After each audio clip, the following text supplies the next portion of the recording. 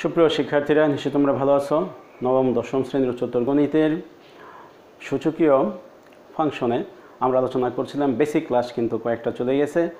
আজকের ক্লাসে আমরা কিছু শর্ত সাপেক্ষ বাক্য আলোচনা করব এবং ছোট একটি প্রবলেম আমরা সলভ করার চেষ্টা করব।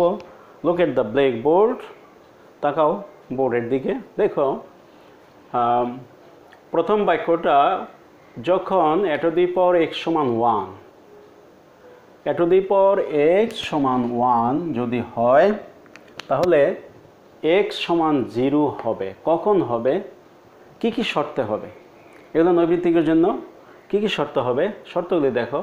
a গ্রেটার দেন 0 মানে a হইতে হবে ধনাত্মক।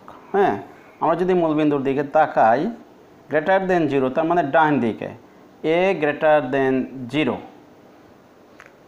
এর মান মূলবিন্দু থেকে ডান পাশে হবে, ধনাত্মক দিকে হবে।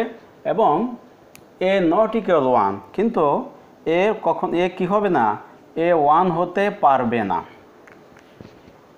যদি a টু দি পাওয়ার 1, হ্যাঁ 1 টু দি পাওয়ার x, তাহলে 1 not equal 1 two the power x মানে 1 আমরা যতবার গুণ করি 1ই কিন্তু হবে।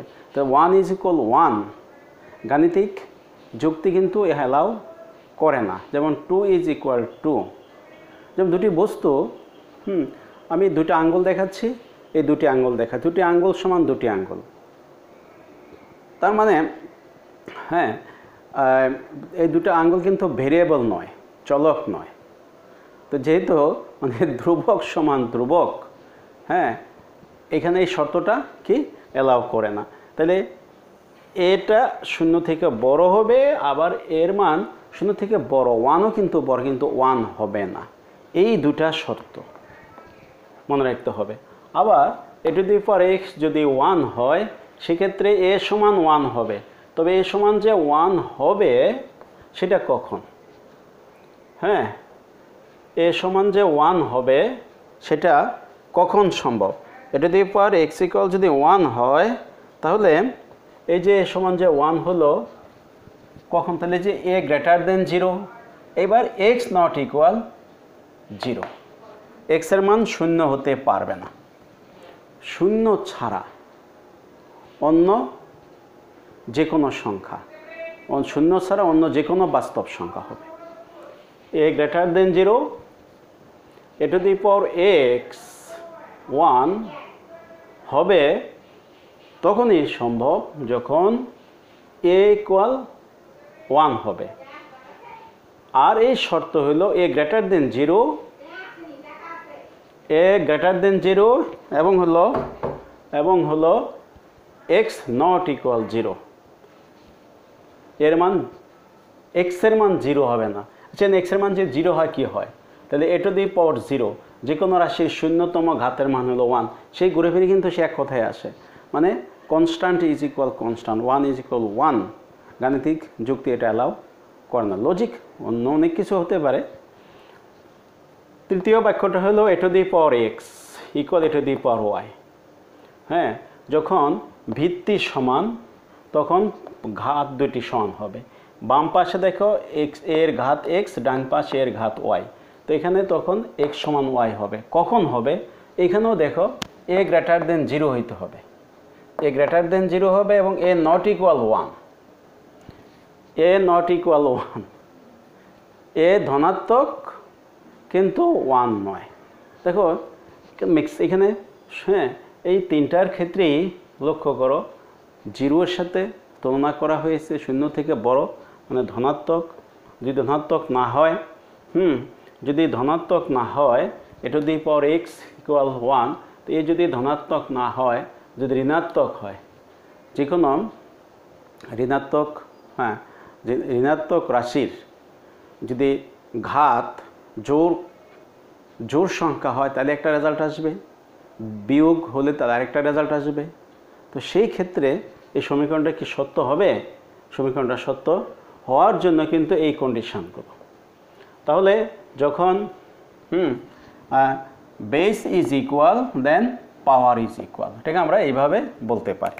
অর্থাৎ দেখো a to the power x is equal a to the power y, তাহলে এই যে base, when base is equal, base is equal, base is equal, then power, power, power is equal, এবং তখন সম্ভব যখন a greater than 0, a not equal 1, এ কিন্তু 1 হবে না।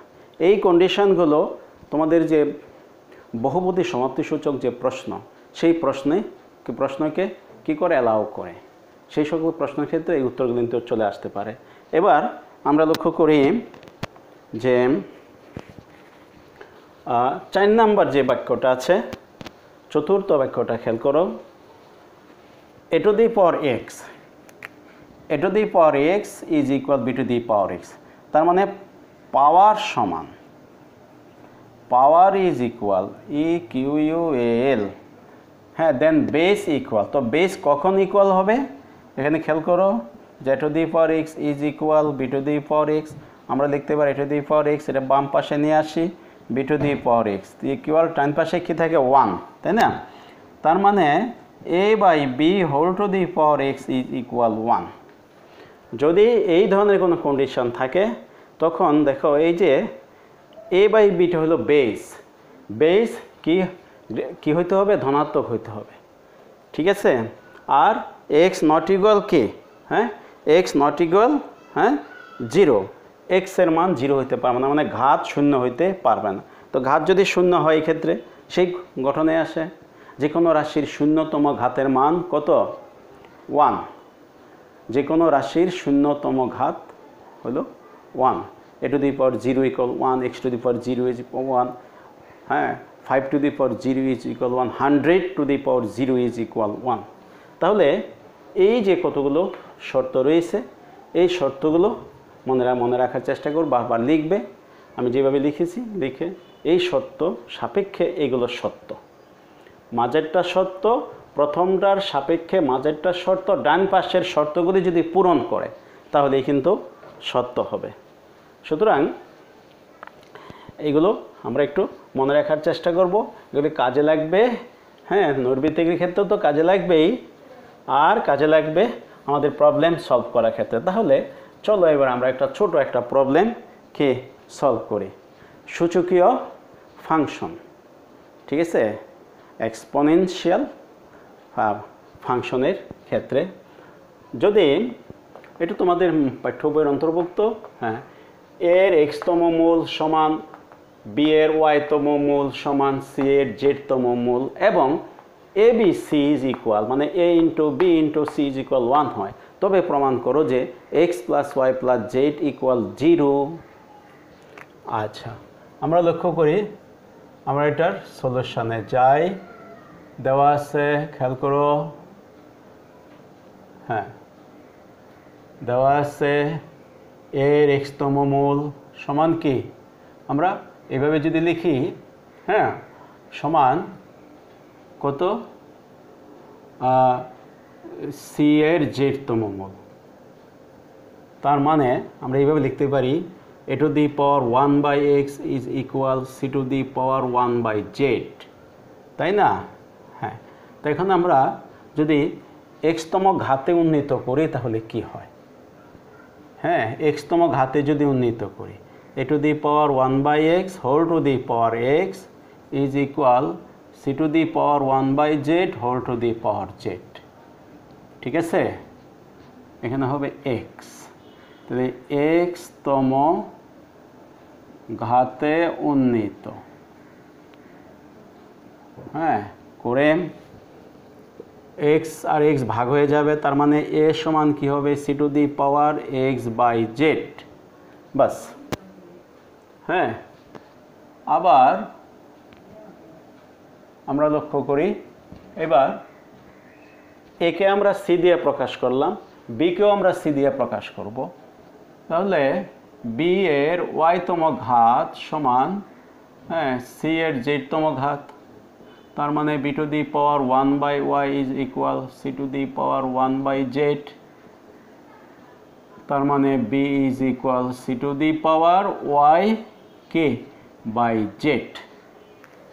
এখানে আমি একটা লাইন কমিয়ে ফেলেছি, উভয় দিকে ওয়াইতম ঘাতে উন্নীত করে। বাম দিকে যেভাবে কাজ করা হয়েছে লাইনটা, এখানে কি করবে, ওয়াইতম ঘাতে উন্নীত করলেই হয়। তাহলে a সমান c to the power x by z আর b সমান c to the power y by z. তো এখন আমরা লক্ষ্য করি ওই যে থার্ড কন্ডিশনটা দেওয়া আছে, ABC ইজ ইকুয়াল 1, মান বসায় দাও, এর পরিবর্তে c to the power x by z into b এর পরিবর্তে হবে কত, c to the power y by z into c is equal 1। Okay, এবার আমরা কে সূচকের ওই যে ফান্ডামেন্টাল ফর্মুলা, ঠিক আছে, বেসিক ফর্মুলা, সূচকের মৌলিক সূত্র, সূচকের মৌলিক সূত্র আগের ক্লাসে এটা চলে গেছে, আমি একটা প্রমাণটা কিন্তু করেছি। সূচকের মৌলিক সূত্রের প্রমাণ, সূচকের মৌলিক সূত্রের প্রমাণটা কিন্তু গাণিতিক আরোহ বিধিতে করা হয়েছে। a two the power m into a two the power n is equal a two the power m plus n। এই হলো সূচকের মৌলিক সূত্র। এইটাকে আমরা এখানে কাজে লাগাইব। c এর পাওয়ার 1 রয়েছে, খেয়াল করো, c to the power x by z plus ওই সূত্র অনুযায়ী ঘাতগুলি যোগ হবে, বেস কত, c c c, তাহলে y by z plus 1 is equal 1। Okay, দেখুন c টু দি পাওয়ার, খেয়াল করো, লসাগু হলো কত, জেড, তাহলে কি হয়, x plus y plus Z is equal 1, right. দেখুন আমরা তো জানি যে কোনো রাশির শূন্যতম ঘাতের মান 1, তাহলে 1 হলো c টু দি পাওয়ার কত, 0। যে কোনো রাশির শূন্যতম ঘাতের মান 1, তার মানে এ বাম পাশে ভিত্তি আছে কত, c, ডাইন পাশেও কিন্তু আমরা ভিত্তি c আনবো। 1 এর পরিবর্তে আমরা c টু দি পাওয়ার 0 লিখবো, কেন, কেন ভিত্তিটা c হবে, কারণ এখানে কিন্তু c রয়েছে। ওকে, হ্যাঁ, রাইট, বুঝতে পারছো। তাহলে আমরা এটা থেকে কি লিখতে পারি, যে c to the power x plus y plus Z by Z is equal c to the power 0 লেখা যায়, লিখতে পারি, তাই না? হ্যাঁ, কোনো প্রকার ডাউট নেই, ডাউটলেস আমরা লিখতে পারি। এবার হ্যাঁ, আমরা ওই যে ফার্স্টে একটু কন্ডিশন আলোচনা করেছি, সেটা কি, when base is equal then power is equal, a to the power x is equal a to the power y, এই যদি হয় তাহলে এখান থেকে আমরা লিখতে পারি x is equal y। তাহলে আমরা কি লিখব, x plus y plus Z by Z is equal 0। a to the power x a to the power y থেকে আমরা কিন্তু এটা লিখতে পারি। তাহলে এবার আমরা আর গুণ করে দেই, x plus y plus Z is equal 0, that's okay, proved. কোনাকুনি গুণ করেছি, জেড ইন্টু 0 মানে 0, তাহলে প্রমাণিত হয়ে গেল x plus y plus z equal কি 0, প্রমাণিত হয়ে গেল কে x plus y plus z equal 0। তো আশা করি এই প্রবলেমটা কি তোমরা আয়ত্তে নিতে পারছো, হ্যাঁ, সুন্দরভাবেই।